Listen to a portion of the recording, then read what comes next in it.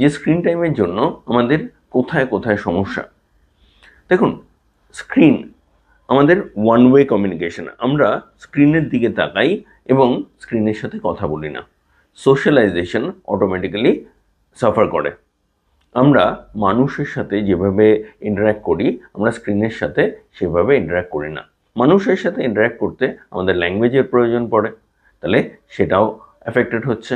এবং স্ক্রিন টাইমে আমাদের মাথা যেহেতু কন্টিনিউয়াস বেসিসে কাজ করছে, তাহলে আমাদের যে রেস্টের যে টেন্ডেন্সি, যেটা আমরা ঘুমের মাধ্যমে করি, সেটাও কিন্তু অ্যাফেক্টেড হচ্ছে।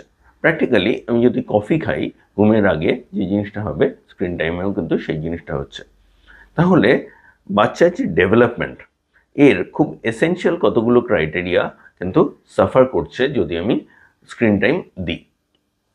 কী করতে পারি?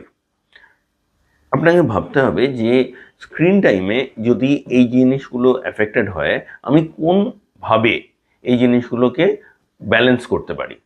তাহলে সোশ্যালাইজেশন বা বাকি জিনিসগুলো আমি আনতে গেলে আমার যে অ্যাক্টিভিটিসগুলো লাগবে, আমরা সেগুলো যদি গ্র্যাজুয়ালি নিয়ে আসি, তাহলে এক্ষেত্রে আরেকটা চ্যালেঞ্জ হয়ে যাবে। ধরা যাক বাচ্চার সোশ্যাল স্কিলস ডেভেলপ নেই, কিন্তু সোশ্যালাইজেশনের জায়গায় আপনি নিয়ে গেছেন। ধরা যাক বাইরে পার্কে, ধরা যাক বাকিরা যেখানে রয়েছে এমন যে কোনো জায়গায়, কিন্তু বাচ্চা তো মিশতে জানে না। তাহলে আমাকে ফিরে আসতে হবে আরও বেসিক জায়গায়, বাচ্চার সাথে আপনার সোশ্যালাইজেশন।